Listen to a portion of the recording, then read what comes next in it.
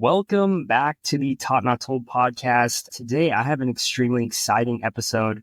I got my friend Mark Holman, who I met from another mentorship that is an amazing coach and also has amazing knowledge around health and hormones, specifically testosterone, the male hormone. And I'm super excited to dive in. And so that being said, my man, Mark, I would love for you to introduce yourself and ultimately give us a little rundown of your story and what ultimately got you into coaching, man.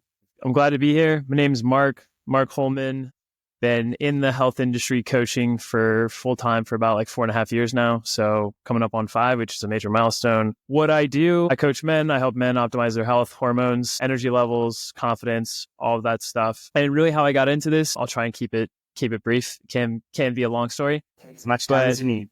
Yeah, essentially, I know what it's like to be in the depths of despair, to be at rock bottom, to not have good health, to lack confidence, lack self-esteem, and be stuck in a job that I hated, that you hate. So to go back, to give you context, backstory, I actually have an engineering degree. I got a degree in environmental engineering, and right after that, I worked as an environmental engineer. Well, not really as an environmental engineer, but as more of a chemical engineer, working for industry, for oil refineries, chemical plants. And the whole reason why I got into environmental engineering was for sustainability. But I was actually working for the polluters to help them fall in line with the regulations, to allow them to pollute more and essentially make more money. So it was a direct conflict in values. That with the whole 9-to-5 lifestyle, cubicle, isolated, I was living in a 1-bedroom apartment, just really lonely, just not having a good life. And I did that for about 3 years and eventually got fed up with it. Throughout the whole time, I was like, this can't be what life is like. There has to be something else. There has to be something more for me because this just sucks. And it wasn't until, and throughout this whole time, I'm getting into fitness, getting really into lifting, nutrition and all that stuff. But I wasn't quite able to get the exact result that I wanted. I was making decent progress, but not quite what I wanted. So I ended up hiring my own coach, and this is our mutual mentor, Jeremy. That's how I met him. I was an OG fitness client, and he really just exploded my brain as to what's possible. I didn't even know that entrepreneurship was a possible path for me, but I got exposed to him, how he ran his business. It seemed pretty simple. He just, you get leads through word of mouth or social media, and then you coach them with your knowledge. And it's just we were doing email check-ins back in the day. So it was super cut and dry, super simple. And I was like, I could definitely do something like this. So that was a seed that got planted. And then I think I worked with him in maybe 2016, 2017. And then it wasn't until 2018 that I finally got up the courage to quit my job. I traveled through Europe for 2 months. I went to Costa Rica to visit some friends. And then I came back and really just put the work in on the path. It was majorly humbling. I went from being an engineer and having that salary to essentially working as it was called fitness staff, but you're essentially a janitor. You'd wipe up sweat, you'd clean towels, you'd pick up towels from the locker room at the Jewish Community Center. So very humbling experience, but it was what I needed to do to put myself in the place where I needed to be, in a gym, making connections. I was studying for my personal training certification, got that. And so from that janitor job, I quit that, worked up to working at a restaurant, to also 2 gyms as a personal trainer. So really grinding, and then trying to build this online business on the side, but not really having enough bandwidth, time, and not putting enough energy into it. And then this gets us towards 2020. We all know what happened that gyms get shut down, restaurants get shut down. So I was faced with a decision. Do I want to just dick around, pick up unemployment, or do I really want to change my life, go all in on myself, and build this business that I've wanted to for ever since I started working with Jeremy? And so I did that. I put $9,000 on a credit card for a mentorship to teach me how to create a business. And I did that. And that was April 2020. And now it's September 2024. So 4.5 years later, it's been a constant evolution. I started with just fitness, but it's constantly evolved, more things like journaling, meditation, adding that in there, and then getting really into holistic health, learning how to analyze blood work and coming up with protocols based on blood work. And then to now really niching down on men, and then connecting back to my experience of just being lonely, depressed, not where my health needed to be, low testosterone, all those things. As I was working with people, I just felt more and more called to work with men just to help with this, it's hard to be a man in today's society. I mean, it's hard to be a woman as well, but there are unique problems that both sexes come up against. And I just feel called to really help men go on similar paths that I went on, of just being like in the depths of despair to coming out and doing that through optimal health, through optimal hormone levels. And also there's a mindset and mental aspect of things as well. But yeah, that's the long and short of it. Dude, that is quite an amazing story. And it's actually kind of funny. I do relate to you with the engineering thing. I guess I dropped out of it sooner than you, in a sense, where I started my first 2 years of college. I went as a mechanical engineering major. And as I was doing all my classes, all of my free time was dedicated to working out. I was playing soccer in college, but I also was like, nice, working out full time. All I was doing was listening to fitness podcasts.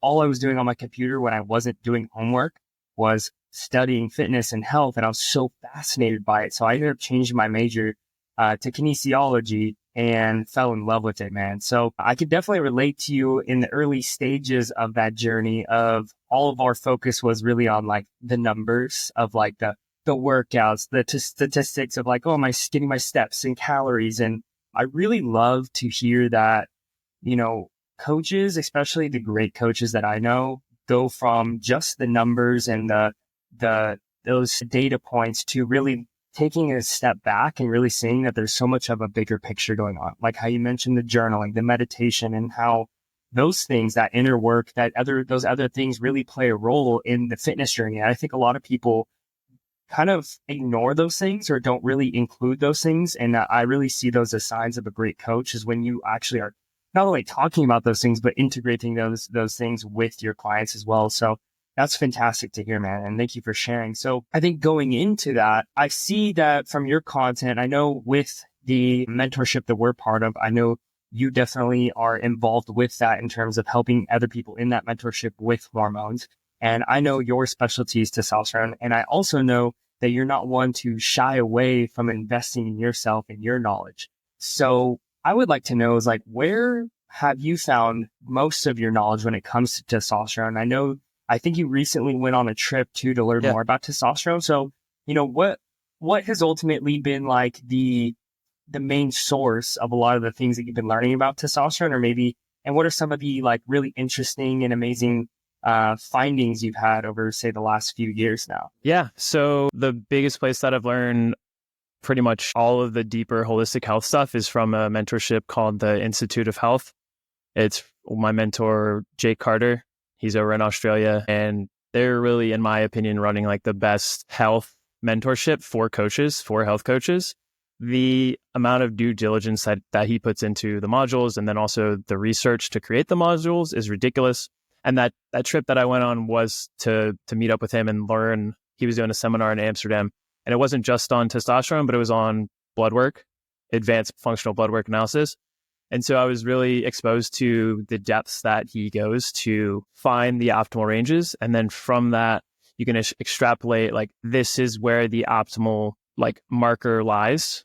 And because of like, if it's high, there's like these specific outcomes that are either death or disease or whatever. And then below, same type of things. And like how being high or low correlates with specific things like nutrient deficiencies or mineral deficiencies like that. So that's where I've learned a lot of what I talk about and what I teach. And then further than that, like that kind of opened my eyes to what's out there. But there's also like individual study that I do is going through these studies, learning how to look at specific studies and then analyze, extrapolate what that means, and then apply it to real life. So that's what I did. I did that for like the 8-hour plane ride back home, just diving into PubMed of like, this is the specific thing that I will want to look into, like testosterone and let's say fenugreek. Like, what do the studies say? How much can it boost? What do you need? How do you need it standardized to get the right outcome? So to wrap that up, it's like I invested myself in this mentorship, and then also there's always continual education on my end to look at the latest research, to look at good research, to then extrapolate that, and then they use that with clients, which is the third thing, is like the experiential learning. All this theory and all the studies are great. That gives you a place to start. But then if you're not implementing it, or if you are implementing it and possibly not getting results. Like maybe with the specific people that you work with, maybe it doesn't work. Or there's always an aspect of bio-individuality, the N equals 1. That I think is the biggest teacher of having the back and forth of like, let's start here with this foundational thing. Does it work? Does it not? And then from that, learning and fine-tuning your approach based on that. Absolutely. And kind of diving into that too, man, I feel like just understanding testosterone to begin with, especially people who will be diving into this or listening to this and being like, what the hell is testosterone? I think it would be great if you could kind of give me and the listeners a possible breakdown. What would be the symptoms of quote unquote low testosterone? As I know from my understanding, when it comes to high, low, and good or normal testosterone, there's such a big range. And like recently, I've had a few clients get their hormone tests and they're like, oh, you're normal. But really, they're on like the cusp of like what doctors call normal, and he doesn't feel great. But I'm curious to know, when you have a client or someone that you're talking to and they're like, oh, I think I might have low testosterone, what are some of the symptoms that come as a result of low testosterone? Yeah. So low energy is going to be a big one. And we'll just talk about specifically men right now. So low energy, low libido, either not being able to put on muscle or even losing muscle, workouts just not the same, kind of suck, no drive and motivation to do things, to like excel. So you think about dopamine of like going out, achieving, not really having that. Testosterone and dopamine are pretty heavily correlated. Just feeling lethargic, not like, to the most general way I can put it, it's like, it's what makes a man a man. And so if you're feeling like less of a man, then that's where you should look. You should definitely look into testosterone levels. And it's funny you bring up the ranges. Like I literally made a post about that today. The ranges are anywhere from, depends on the lab, but like 200 to 900. And you can have 850 and you're considered normal, or you could be 250 and you're considered normal. They're both treated the same exact way, but the person who's 250 is likely struggling really bad. And not just from like the physical stuff that I mentioned, like it's also mentally, depression, anxiety, lack of focus, lack of confidence, self-esteem. All of these things are impacted by testosterone as well. So it's really important to have in a good range. Absolutely. And the most important thing from my understanding is really just like quality of life. And I don't think people have the wherewithal to really take that step back and really think into like, oh man, I didn't realize, but yeah, I have had a lack of motivation, have had a lack of drive. I probably should get my hormones tested. And it's crazy because a lot of people I feel like would benefit from, generally speaking, it's a lot of lifestyle factors that contribute to testosterone. And I just find it so interesting because I've also heard multiple people and multiple stories from other people saying like, I'm at like a 400 or 500 and I feel perfectly fine. And then there's people that are in the 600-700 range. They're like, I feel horrible. So is there some truth in that? Is there an individual variance of where people sometimes like on the lower end can feel great and feel normal, and then people on the higher end that don't necessarily feel great? Yeah. So I really love this conversation. It's with anything, there's always nuance, right? So for the person, let's just go through each of those scenarios and I'll explain my thoughts. So for the person who's fairly higher, 700s, that's only looking at total testosterone. And that's a good marker to look at, but you also have to look at free testosterone, because free testosterone is actually what your body can use. So your total can be really high, but if something called SHBG or your estrogen or prolactin are very high as well, your free is going to be low. You're not going to feel the effects of testosterone because it's just not being used in your body. So that's a possible scenario for that guy. And then also there could be other dysfunctions going on in the body that are creating issues. So like you might have high testosterone, but maybe your adrenals are fucked. But usually if your adrenals are fucked, your testosterone is going to be hindered. So there's some play with that back and forth. Usually if we see some health handbrakes going on, dysfunctions elsewhere, they're going to trickle in hormones. But I would definitely look at the free testosterone conversation before.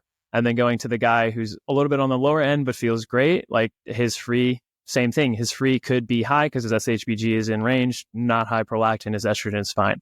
So it's also about it's not just about the number, it's about the ratios and the relationship with everything within the body and how that's all interacting. And there is also an aspect of bio-individuality with everything. Some people might feel fine. They might feel good at a lower number. Their baseline might just be 500, and that's like their sweet spot. And possibly going above that, maybe their body just doesn't, or that's not what they need. They wouldn't really feel a difference. And so that's where it comes back to that thing that I was saying, like the N=1, like there's always an aspect of that. Everyone is like, if you were to look or Google all of the different like chemical reactions that occur in the human body, it's astronomical how much. So there's going to be variance between the people based on like, do they have the substrates, their genetics, all these different things. So yeah, hopefully that answers your question. That was a beautiful answer. And I really think the nuances in themselves definitely make it more challenging to navigate this for the general population and to really kind of get a full grasp on like, am I good? Am I bad? Or should I just ignore this? Or is this something I really need to pay attention to? And so I have two questions on that topic, which would be, how do I know when I should get tested? Is it something where I should just start my journey 100% by doing this? Or if I'm lacking the motivation, I'm stressed all the time, my energy's low, I don't have any drive, should I get tested? Or should I try to improve my lifestyle, my habits? Then if that's still not improving, then get tested to see where I'm at. I'm curious to know like what your perspective is on that. Yeah, that's a good question. So there's always multiple paths you can go, but we'll break it into two.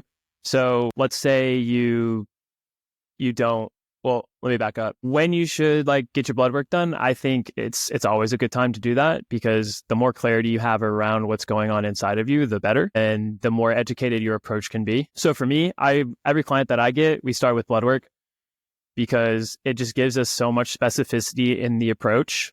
Like they may not even be dealing with a major health handbrake, but our specificity and the level that we can improve is much more targeted.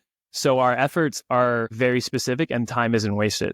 So if you're fine with like, I wouldn't say wasting, but like possibly not getting results in the 6 months that you're changing things, then you can go about that. But if you want to be really like targeted, really specific with what you want to do, then I think blood work and getting it analyzed by someone who knows what they're doing is a good step.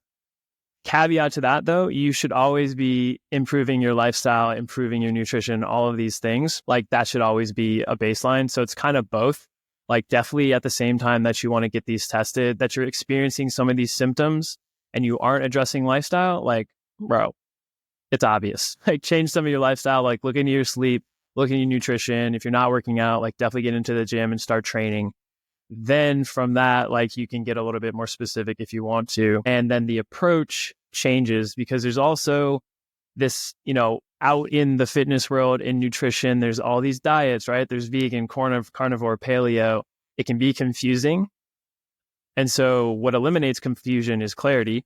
Through blood work, you get clarity. So you see, okay, what is the right diet framework for me? What is the right macronutrient split? So if you have low stomach acid and you go crazy high protein, you might create some digestive issues. So with the blood work, you get a much better idea of like, okay, where should your fats be? Where should your protein be? Where should your carbs be? And then your approach is just more specific to you. And so you know that you have the right plan for you. And you're not just pulling from an influencer here, and just like mashing things together. Yeah, that's like a surefire way that you're not going to get the best results, in my opinion. 100%. That was a fantastic answer. I really like this, man. I'm really enjoying this. I'm learning a lot. So thank you. I think one of my next things is really like when it comes to the hormones, I know we did talk about a little bit of the nuances, how everyone's a little different. Everyone has a range and an area of which I will feel best in this range. You're going to feel best in this range. He is going to feel best in this range. So my question is I know you've been doing a lot more research. I know you've been traveling a lot. I know you just got back from that conference, like you mentioned too. Now, when it comes to the average healthy person, I really feel like the range is so broad and so big So it can account for the general population who is generally overweight, and like 75% of our population is overweight, 50% is obese, right? It's like these numbers are so astronomical now. So they have to like figure that in. Well, when we're talking about someone who's healthy and fit, someone that takes care of their health, what are the major hormones or markers they should pay attention to? So I know you mentioned testosterone, fetal testosterone. What would be like 2 to 4 that they should really pay attention to? And in your opinion, with working with hundreds of people, what are some of the ranges, or what would be a good number to shoot for in terms of like feeling and looking your best, generally speaking? I know, obviously, like I said, it's going to be different for everyone, but generally speaking. Yeah, no, that's a good question. So definitely like on the hormone side, free and total testosterone are going to be good to look at. Going more broad, let's look at liver enzymes. So there's ALT, AST, and ALP. One of the big things that's becoming more and more, I actually saw a statistic, 18% of teenagers have fatty liver, which is wild. And so obviously a lot more adults have that. And this is just like it's metabolic disease, essentially. So seeing more and more of fatty liver in the general population, we're expecting liver enzymes to be elevated. GGT as well is one to look into. So that's 4 for liver. Just, I mean, that's a good place to look in general. It's just like, okay, how's the liver? Because the liver just does so much, especially with, you can say it helps detox, and all the toxins that we're exposed to on a day-to-day basis is pretty high. So we want to make sure that system is functioning properly. And if there's fatty liver, that's definitely something to address. So that's the liver. I would look at blood glucose. This is one that we could look into. Diabetes is at an all-time high, type 2, pre-diabetes. I think that was like at either 50% of people are either type 2 or pre-diabetes. Even in children. Even I've seen statistics showing how pre-diabetes and diabetes in children is on the rise, which is even crazier to see. Yeah. It's wild. But blood glucose would be a good one, because that shows like what's your blood sugar like, and if it's super high, then there's some metabolic issues. Type 2 diabetes is essentially very high blood glucose. So looking at blood glucose, HbA1c, and insulin, those 3 for blood sugar health. And A1C is essentially your 90-day blood sugar. So it's a little bit longer term. Instead of just like a snapshot, it gives you a 90-day, which is valuable information. And then insulin and blood sugar, those 2 go hand in hand. If both are high, A1C is high, glucose is high, insulin is high, that's definitely something to address, because diabetes is not good, highly inflammatory. There's tons of different issues that come with that. So those would be like 2 areas to look at. I'll talk about cholesterol in the sense of I'm not that fussed about cholesterol being high. Everyone from doctors, everyone's been scared about good, bad cholesterol, but it's kind of a myth. If we look at LDL, there's been studies that have been done, and this is actually crazy to me, that the reference ranges on labs include 0. Like if you had 0, they'd be like, yeah, you're fine. But that's insane to not have any LDL, because cholesterol is actually an antioxidant. It's actually good. It is a precursor to testosterone, so we actually need it. But based on like the flawed science and the flawed studies that they did a while back, just cholesterol and LDL got demonized. But getting back to the study, it actually showed that lower, like there's groups, so like tertiles, they're thirds or fourths, and they found that the lower thirds and fourths with LDL and cholesterol were actually at a higher risk of dying from all-cause mortality. So this is literally any type of death, disease, whatever, compared to the people, they weren't in the highest tertile, but maybe let's say the top 70 to 80%. So high cholesterol, but that's where there was the lowest cause of all-cause mortality. And this study was done over a very large population. So it's a good study. It's not just like this random thing that was done on 5 rats in a laboratory. Like it's very large, robust, statistically significant. So it's definitely something to be looked at. But then here's another thing, like the lag between this type of research and medical practice is ridiculous. I think it's around 17 years. Going to a doctor and getting their advice, it's so outdated that you're not getting the best information that you can possibly get. And that's where coaches like you and me, where we come in, we have a lot more opportunity. We're not within this system, the medical system. We have a little bit more freedom to utilize peer-reviewed research to our advantage, and not just like from our medical school background, like spew what we were taught that's been being taught for the past like 50 years. 100%, man. And going back to what I was saying about testosterone and free testosterone, because here's the thing, I'm not exactly sure. I haven't gotten mine tested in a long time, which, by the way, I feel like it would be really cool if I could have you back on in maybe say 6 months or so, if not sooner. If I could go get mine tested, and then you could just rip me apart and analyze. So I feel like that'd be kind of cool to share with the audience. So if you're watching this in whatever platform, shoot me a message or comment and let me know if that would be something you'd be interested in. Is Mark ripping me a new one on my hormone levels? But that being said, I know, like, generally speaking, people could probably go to their general practitioner and request a hormone test. I'm not sure how many different markers they include in that. And so I'm curious, what would you recommend when it comes to testing? Would you recommend they go to their doctor? Would you recommend using a third-party lab? Or do you have a company you work with specifically, just out of curiosity? Yeah, so it kind of depends on your doctor. Some people have really cool doctors that are up with the times and they'll get them whatever test they want. Others, not so much. And you really have to pull their arm and like specifically to get testosterone tested, even just like total and not free, you have to go in there and tell them that you have ED, erectile dysfunction, or they won't even think about it.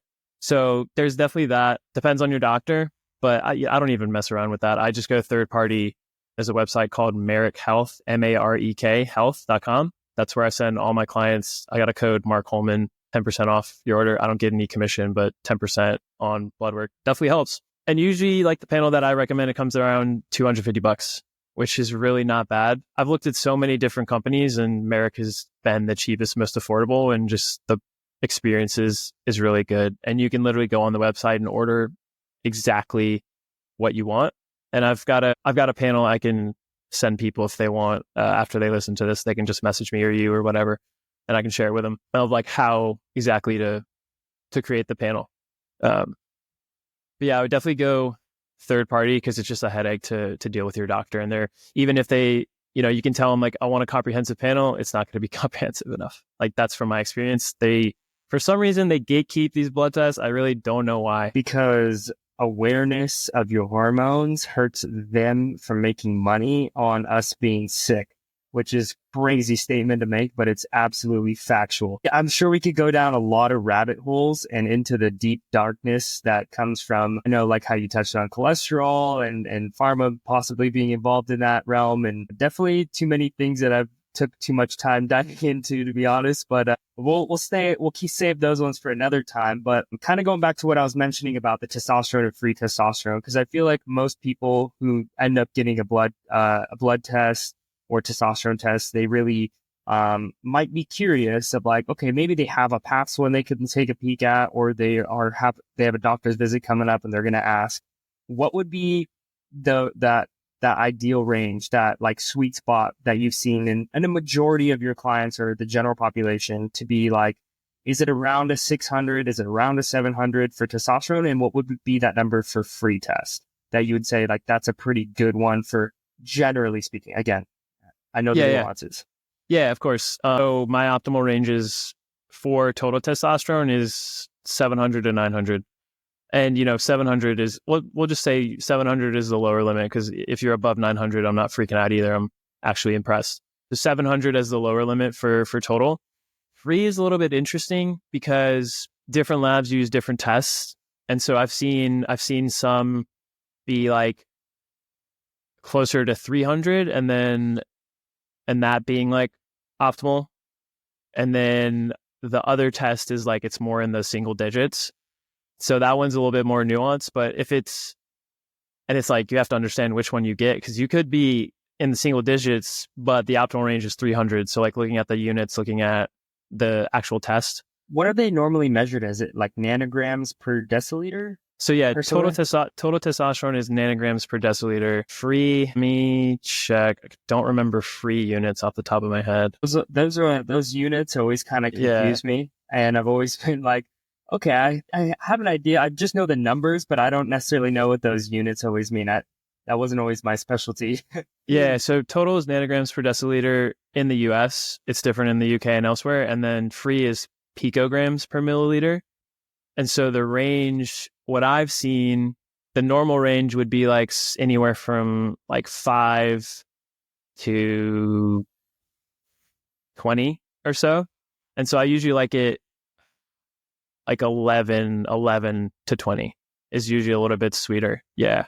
That's super helpful, man. Thank you. Thank you for sharing that. And I know, like I said, and just if you're listening to this, know that everyone's different. Everyone's range is going to be a little different of where you feel your best. But I was curious to know like a general range. So that was helpful. Thank you for sharing that. Yeah. Yeah. I think if you like, it's not just looking at the numbers, like you have to merge subjective and objective. So blood work can be objective, but like subjective is how do you feel? What symptoms are you experiencing? Correlating all that together. So like whenever anyone comes into my program, they get the blood work, but they also get this very extensive screening form that talks about a bunch of different systems, questions, symptoms, all that stuff. So it's merging those two together to get a really clear picture of what is exactly going on. Absolutely. Couldn't agree more with that. And I think that applies to pretty much every aspect of the fitness and health journey in itself as well. And I think going into the symptoms of being low testosterone, I think commonly, like we talked about, the energy, the mood, the stress, anxiety, the lack of drive. Now, either someone is realizing right now, dang, I really do have those symptoms and I should probably get my testosterone checked. Or they're in a place where like, I really don't have the financial means to go get my testosterone checked, but I really do want to start making the right decisions to move this in the right direction, assuming my testosterone's low. Number one, what are the biggest disruptors to testosterone that are causing people to have low testosterone? And then what are some of the lesser known disruptors that people should avoid or start avoiding, even though some of them are have been in their lives for a very long time? Yeah, no, good question. So the big ones, the biggest rocks we can move, sleep. Even if it's just one night of bad sleep, your testosterone can drop by like 30%. So ensuring that you have, and so think about that chronically, it's tanking. If you're sleep apnea, insomnia, just not getting good sleep, your testosterone is going to be on the floor. So sleep is paramount to really dial in and optimize. Stress is another one. So it's really the basics. The big ones are really the basics, like optimizing your sleep and your stress management. If you're constantly like stressed out with work and then you're training 7 days a week, super hard, high volume, high frequency, high intensity, like everything is high, you're going to doing more harm than good.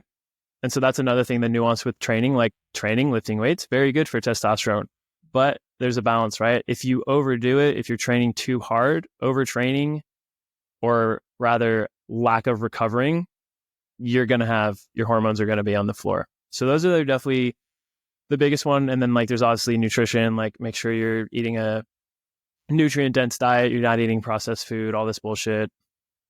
Those are the biggest things that you can really start to change.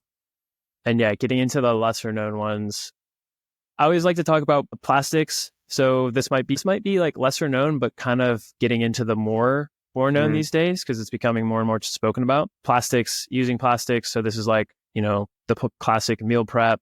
You put your food in the plastic, you microwave it, that plastic's leaching into the food you're eating, that it's getting into your bloodstream, wrecking your hormones. Just every source of plastic, even the clothes that you wear, polyester. This is probably a lesser known one. Yeah. Everybody just end up with our shirts off at the end of the podcast. Yeah. Polyester, it's actually plastic. You'll see them talk about how their clothing is made from recycled plastic and it's created polyester. And you're like, oh, recycled plastic, that's great. But then you think about it, our skin is our largest organ. It's absorbing whatever is like touching it. And so if it's plastic rubbing up against it throughout the whole day, you're absorbing some of that. And if you even go further down, you think about our underwear, polyester underwear, there's actually studies that show that polyester underwear is a contraceptive, which is wild. It is reversible. So if you stop wearing it, you'll get the fertility back. But fertility and testosterone and health are very correlated. So if we see something stopping our fertility, we know that it's definitely not going to be healthy for us. So opting for natural fibers, organic cotton is my favorite, wool, stuff like that. Especially if you're a man and you're using polyester underwear, I would stop that immediately and start to replace your wardrobe there. Let's see. Further, air pollution is one that's maybe not talked about too much. Like depending on where you live, like if you live in a city, if it's a fairly polluted area, air pollution can kind of wreak havoc on the hormones. And so simply just getting an air filter in your home where you spend the most time. Do you have a recommendation on an air filter, by the way? I haven't looked at them for a while, but I think Air Doctor is a really good one. Yeah. That's usually I've a heard brand about that that I hear. Yeah. And you like if you can only afford one, like where do you spend the most time? Probably sleeping. So putting it in your bedroom is going to help with sleep quality, stuff like that. Or if you're a high performer, maybe in your office, you spend more time in your office than you sleep. True. Yeah. Now that I'm thinking about it, I was like, I probably spend more time in my office. Yeah. Yeah. Yeah, those would be the lesser known ones on that side of things. For sure, man. Dude, I always find this topic extremely fascinating because there are so many things looking back to my childhood of like, wow, I really did not pay any attention to this. Obviously, I mean, I was eating Hot Pockets for lunch, bro. I'd come home from school, pop one of those things in the microwave, it's like, same. But now I'm like, shit, dude, I probably did so much damage. Thankfully, I'm in a much better place. At least I feel so. One of the other things that I've heard thrown around and I've heard from on other podcasts is like this term called forever chemicals. Kind of these things that you'll find in plastics is one big one, but I also know like also people's products that they put in their hair or on their skin and lotions. And is there any truth behind that? And are there companies and or products that you'd recommend to avoid and or to be smarter or spend a little more money when purchasing? Yeah, that's a really good one as well. All these chemicals are endocrine disrupting chemicals, which endocrine system is hormones. So it just gets in there and disrupts hormone production. Things like, the personal care products, cleaning products is going to be a big one, like cleaning sprays, bleach, things like that. Colognes as well. Something that I learned maybe a few, like 5 years ago, possibly, is the word fragrance. If that's on a cleaning product or like a cologne or anything, that can literally be a conglomeration of like 1,000 different chemicals. And all they have to do is just put fragrance. It's kind of like a loophole. And it's, to get the perfect scent, there's probably a lot of random stuff that's going in there to get this lot of different chemicals. But they can just call it fragrance. And then so it's like, oh, it's just this, and fragrance. But what is the fragrance? It's kind of like a protected term that no one really knows what it is. So that was like a kind of tidbit that I learned. And like colognes, deodorants even. This isn't necessarily forever chemicals, but deodorants with aluminum, that's a heavy metal that's getting into your bloodstream. And, it's kind of funny, like it stops you from sweating, but sweating is how we detox. And so you're like stopping the detox process with something that's like a heavy metal. It's just kind of bonkers to me, but people don't want to be sweating, be stanky. But there's definitely like workarounds. Like you can get aluminum free deodorant. Schmidt's is a really good brand that I've been using for a long time. All natural. I was literally going to ask you a brand because I know a lot of people are like, oh, like the aluminum free ones, like they just like come off and they get all of my clothes or they don't actually work. So I'll definitely have to try that brand. I have another one that I use. I can't remember the name off the top of my head, but yeah, I've tested like 6 different ones until I found one where I was like, okay, this one actually works good. Yeah. And it's no bad chemicals or anything in it.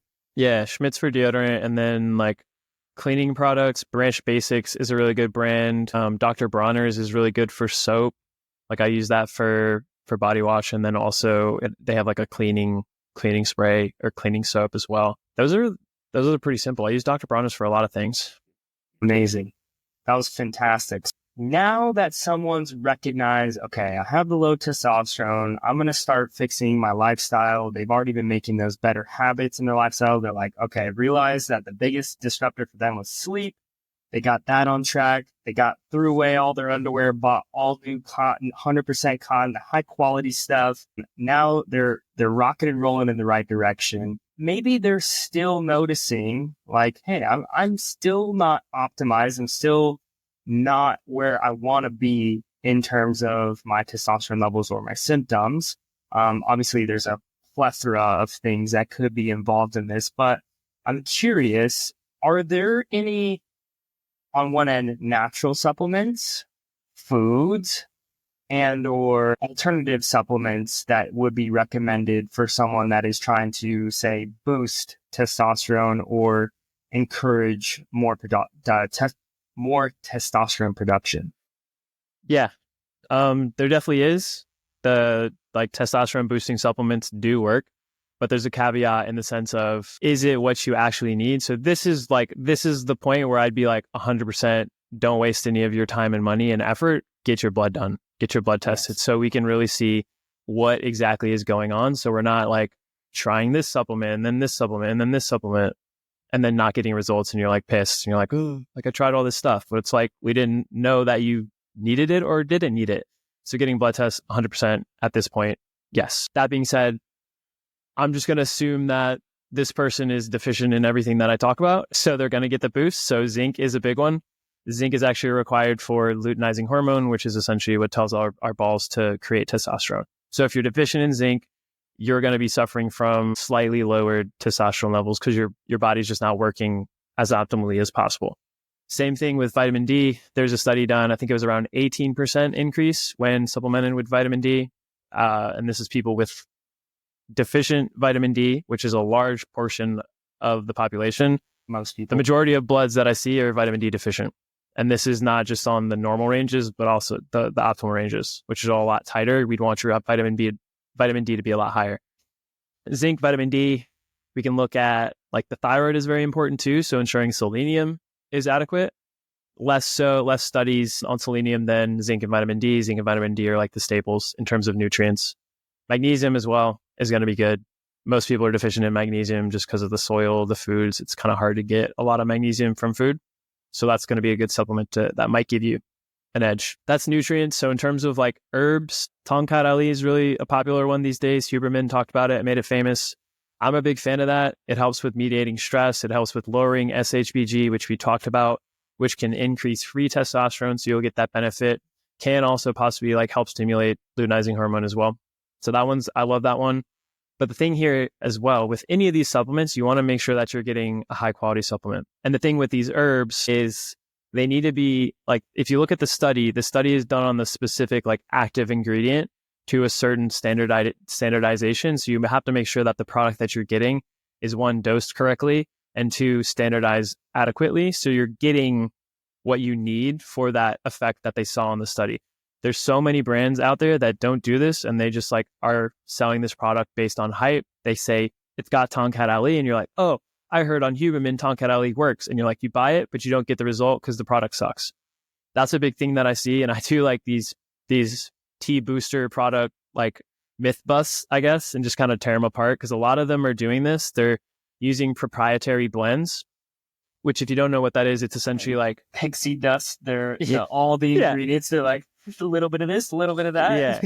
Yeah. They like it's 200 milligrams of like 10 different things. So you're probably not even getting like 1 milligram of something, but it has Tongkat, it has Tribulus, it has fenugreek. So you're like, oh, those are all known test boosters. This product's amazing. But the proprietary blend, it's not standardized. It's at too insignificant of a dose. So you're wasting your money. And unfortunately, I see that a lot with the T booster industry and stuff. And that being said, like there are good products out there. You just have to find them. You just have to know what to look for. And if they have a proprietary blend, like just turn around, throw it away. I don't trust that because they're not transparent. If a brand isn't transparent, I don't trust you. So that's a really good like filter to look through if you're looking for supplements and products. That was a quick tangent, but we'll come back. Tongkat, Fedoja agrestis has been talked about again by Huberman. That's decent. I don't really use that as much. There is some like toxicity possibilities if you take it longer term and the dose is pretty high. So I steer away from that. Fenugreek, like I talked about, I think it's like prostaglandins is like the specific. I might be butchering that. That might be something else. No, it's something else. It's protocidin or something like that. It doesn't matter. But same things. Standardize the like actual active ingredient in fenugreek needs to be standardized. Tribulus works for some people. that's something that you need a fairly high dose, like around 900. And a lot of these products, they throw tribulus in there and it's 200, and you're just not going to get an effect. Let's see. Those are definitely the heavy hitters. For free testosterone, so when SHBG is high, you can use something like boron to help lower SHBG. That one's kind of, you have to take that strategically, because if you take it for too long, it can raise estrogen. So boron is what I use for people who have high SHBG and then low estrogen. That's perfect for them. I really love boron. And then stinging nettle root as well is going to help lower SHBG, free up that free testosterone. Those are definitely the heavy hitters. Those, you're doing good if you're finding a product and it has those, or you're like specifically seeking those out. Ideally after you get your blood work done and you're like, oh, my free was low, my SHBG was high, my estrogen is low. Mark said boron's good for that. I'm going to go with boron. That is fantastic. And I know there's probably going to be a couple knuckleheads on here listening that are like, oh, I'm just going to go buy all these supplements. So number one, I need to make sure I advise that if you are doing this first, you are doing yourself a disservice, and you're literally just putting a Band-Aid on a really big gaping wound, and it's not going to do anything for you long term. You might feel good for a week or two. And hopefully Mark can back me up on that one. But ultimately, I 100% agree. I think going as natural as you can and going through the lifestyle things where most people are messing up is going to be the most important thing. And then once you've tested, once you find out what's really, I feel like, correct me if I'm wrong, but I feel like one of the best ways to really optimize your health is really, once you have all the micronutrient levels tested, all of those things, and building a supplement protocol that is very specific to what you're deficient in. That alone can, not just your testosterone, but just your general quality of life and health could make significant impacts. Would you agree with that? Yeah, 100%. And this is actually what I do with my clients as well. They all come in, they track their food for the first 7 days and beyond. But the first 7 days, we're using an app called Chronometer, and it actually tracks micronutrients as well. So from that, we get their weekly nutrients, and we can see, this is how they've been eating.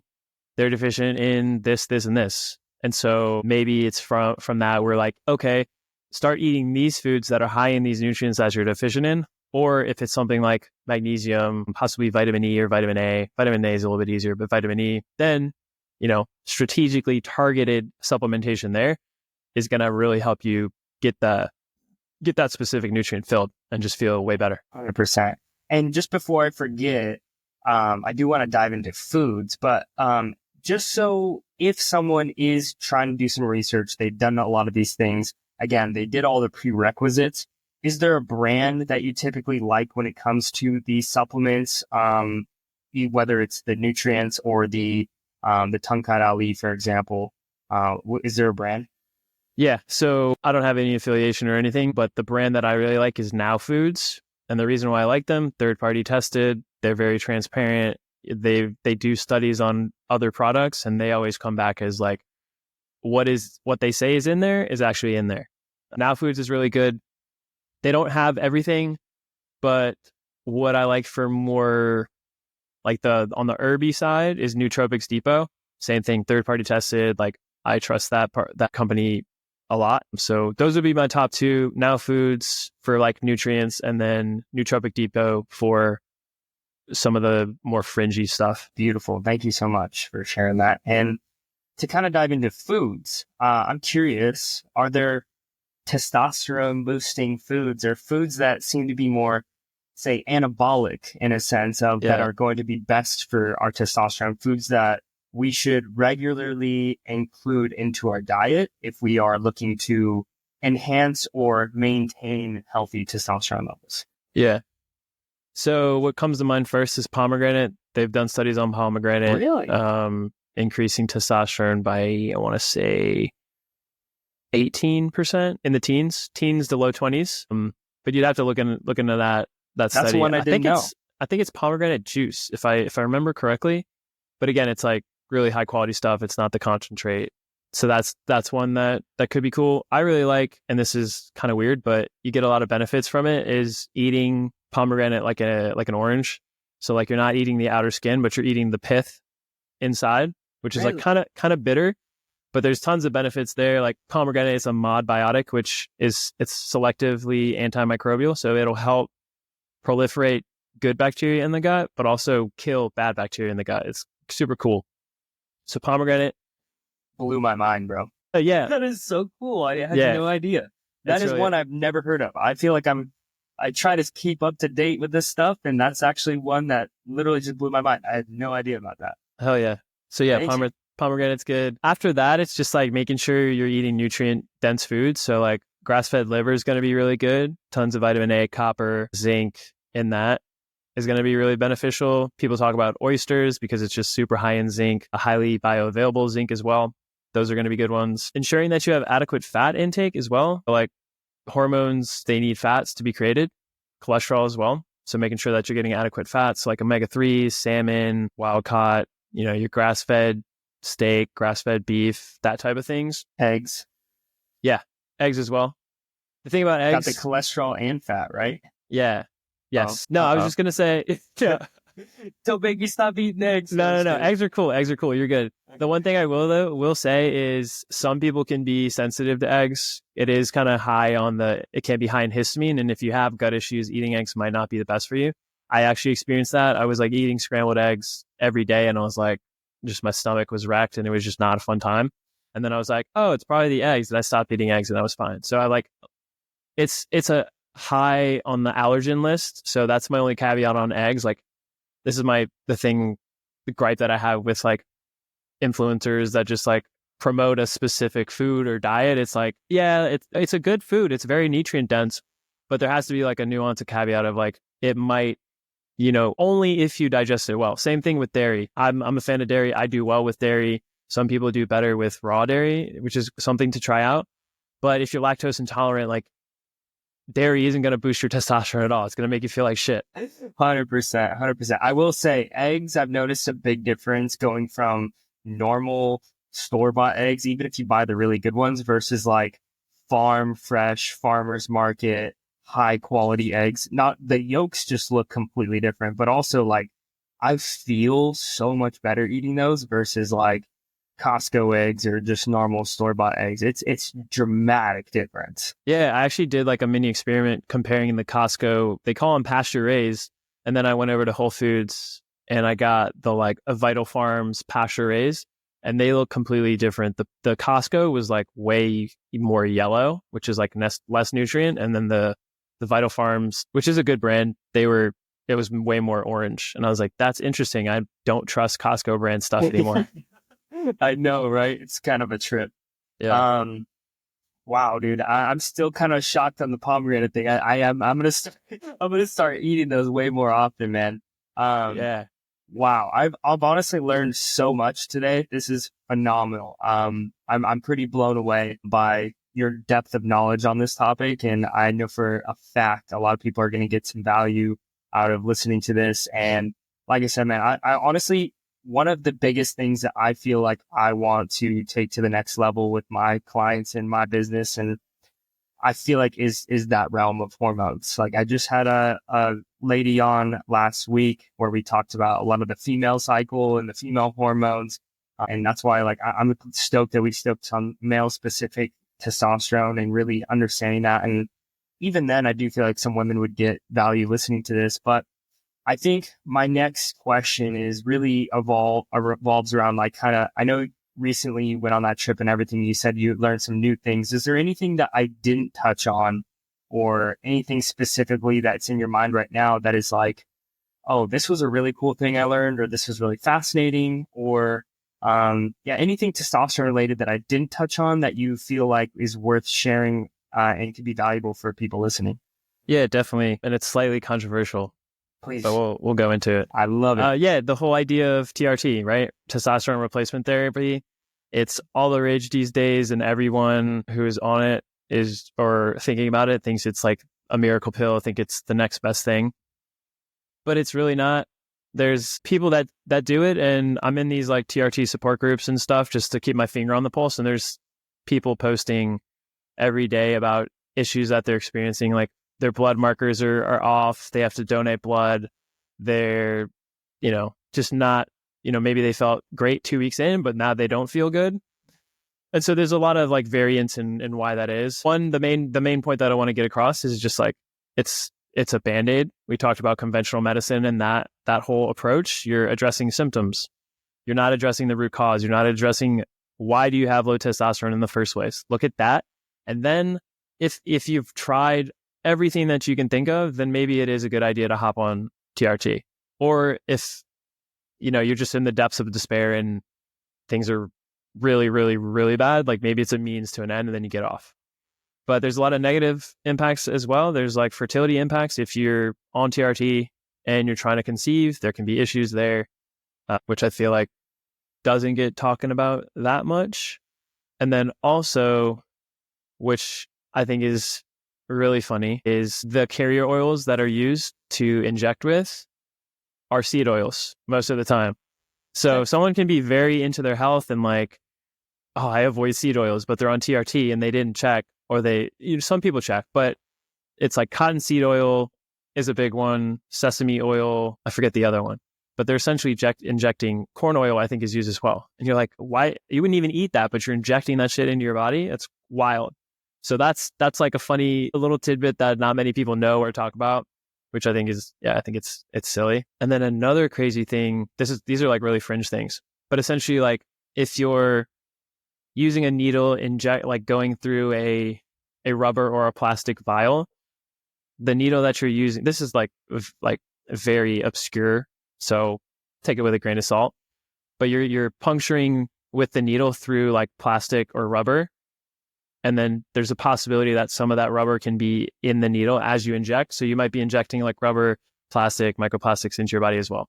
Very fringe. Like I wouldn't worry too much about that, but that's something that I learned on this trip that I was like, didn't even think about that. But yeah, the main thing is like, it's a Band-Aid and you're possibly not addressing the root cause, and that could lead you to not get the results that you want. I've always had an interesting perspective on that. And I mean, personally, I've never wanted to take any performance enhancing drugs. I never have. I've never wanted to. For many of those reasons of like when I was really getting into lifting, just doing my homework and research and reading into it and understanding bodybuilding, because obviously like when you start wanting to get big, you go look up bodybuilders. And I was like so fascinated, but I was like, that just seems like such an irresponsible and dangerous thing to do as such a young man for myself personally. And so I was like, I absolutely do not want to do that. And I have a very similar perspective in terms of like, okay, clients have asked me about that in the past, and I've always recommended like, we need to dial everything else in first. Like if we do the sleep, we get the stress levels lower, we manage your nutrition, we dial in your micronutrients, we do all of that first. Only then, if you are still seeing bad symptoms, should we even consider that? And I just feel like too often people are looking for that shortcut, that quick fix. And I mean, it's the same with people's diets, man. They're like, oh, I want to lose weight. Like, what's the pill? What's the injection? What should I go do to? It's like, no, like there's so many other things we got to do and look at first before we try to just take the shortcut, because you're not fixing the actual problem, So yeah, I think that's a great one. That was a fantastic show. I don't think that's controversial one bit, to be honest. In my opinion, but hopefully we pissed a few people off there. But aside from that, was there any other interesting testosterone tips, hacks, or anything else top of mind? Sure. Let's go fringe again. So this is more so for fertility, but like, fertility and testosterone are tightly joined. And this is anecdotal, but icing your testicles has been shown to increase sperm count. So like fertility is definitely improved. Anecdotally, people report like they do it either before going to sleep or like before the gym. And if they do it before the gym, like they're feeling like really, really strong, like they got a boost. So this is like you're not just like taking an ice cube, putting it on your balls, but like in a bag, or like not directly, just making sure that they're cool, because, our balls are outside of our body for a reason. It's because they operate at a much lower temperature. So that's playing with that idea of like cooling them off so they can function a lot better. And if you think about most guys like wearing boxer briefs, it's very tight. So that creates more heat. And then coming back to the polyester, like if it's tight, hot, sweaty, you're getting more and more microplastics into your balls. Not a great picture, but yeah, that's like a fringe one that, yeah, I've tried. I haven't done it too long, but I felt it was interesting. But a lot of other anecdotes of people that really like that. But caveat and like clarification, it's it has been shown to help with fertility and not directly testosterone, but there might be like anecdotally testosterone. Okay. That actually kind of brought up something in my head, which was ice baths, and sauna. Are there any data that you know of correlating to increased testosterone or better hormone production with those two? And is there any detriments to our testosterone or hormone production with sauna and or cold plunge? Yeah, so studies of sauna and cold plunge on testosterone, not very robust. Growth hormone, though, for sauna, definitely super cool. And then from like an indirect impact, sauna is very detoxifying. So if you have a lot of toxins, if you detox them, you're going to be you're going to function a lot better. So indirectly, I think definitely benefits. Coming back to the temperature thing, like with the sauna, you're getting very hot, could possibly cause some issues with testosterone production because, you know, your body's getting hot, so your balls are getting hot as well. I wouldn't avoid sauna just because of that, though. Some people are extra and they go to the sauna and they have a ice pack on their balls. So if you want to do that, then go for it. Ice baths, same type of thing. I think they're great, but in terms of like where they can be not beneficial is if you're just crazy stressed, if you're overly stressed, because these two things, they're stressors. They're viewed as eustress, which is like good stress. But if you're at like peak cortisol, if you're just like burning the candle at both ends, sauna cold plunge, it might push you over and make you, actually harm you. So this is where the nuance comes in. Like everyone's talking about cold plunges and sauna being amazing, but like we have to check in with you. What are your stress levels like? Can you handle it? Is it going to push you over the edge? How do you feel after it? We're all good. Then like, yeah, I don't see why not. Fantastic. I'm glad I got those ones in because I was actually curious to hear your perspective on those. I sauna 40 minutes at like 150 once a week, as well as I'm working my way up. I'm still kind of a chicken, but it's like 41 or 42 degrees. I'll go in the cold plunge for like 3 to 5 minutes, depending on how much of a man I'm feeling that day. But that never gets easier, dude. Cold plunge is just brutal. Yeah. And the only other weird one that I thought of is like, I hear this sunning your balls, the sunlight. What's your take on that? Yeah, I've kind of been talking shit about it just because it's just like, it's kind of fringe. It's like silly. It's anecdotal, but it is kind of backed in theory. Like the scrotum has a large portion of vitamin D receptors. So, I've never personally tried it. It could be cool. I could be missing out, but I just haven't had the opportunity to. I can't really speak too much on that, but I tend to just like poke fun at it because like, if you really want to optimize your testosterone, do all this stuff that we've been talking about, and then maybe like at the 0.1%, if you really want to take it to the next level, like start that. Yeah. Speaking of weird stuff like that, definitely one I've tried is I have a red light. Yeah. Have you heard of Juve, the company Juve? Mm-hmm. Yep. I have one of like the Go one. When I'm dialed in, sometimes I'll just, once a week or a couple days a week, shine it on my nuts and, hopefully get some testosterone boosting effects from that. But yeah, man, definitely. It's funny to see all the random and outlandish stuff that people do to increase their testosterone while they're getting 3 hours of sleep at night and not eating like an asshole constantly. It's like, bro, you have way bigger rocks you need to move. So, yeah, 100%. Last but not least, man, I do have one really awesome question for you.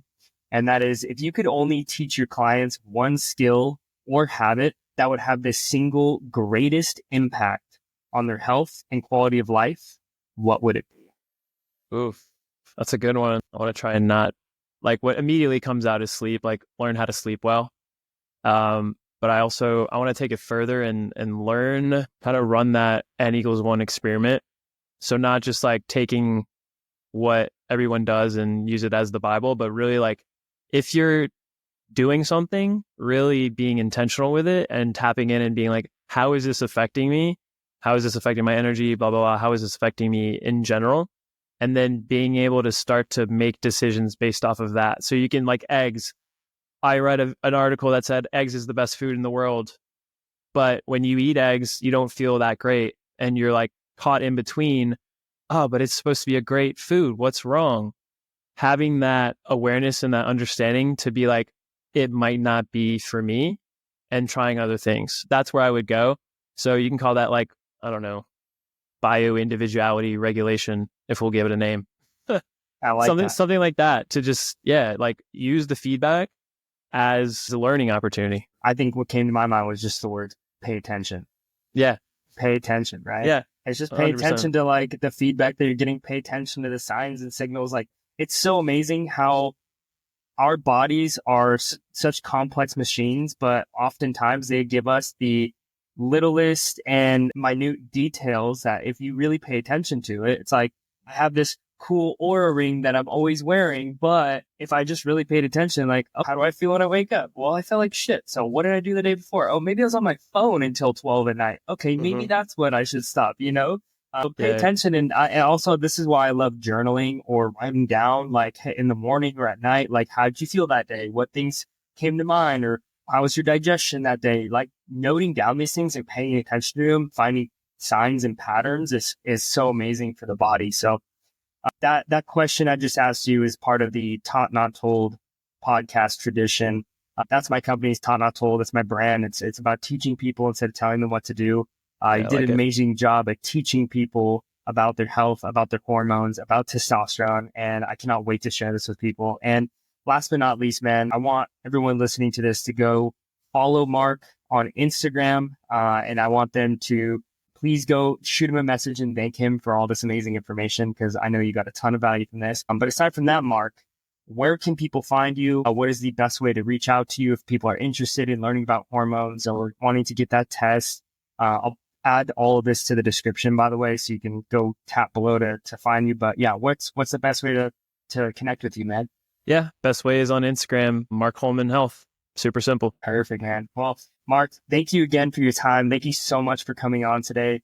I thoroughly enjoyed this. I learned so much, including that pomegranate tip. Dude, that was phenomenal. I'll send you the study. Sweet, dude. Thank you so much again. I really appreciate your time and look forward to connecting with you again soon, man. Yeah, of course. It's awesome. Alrighty. Peace.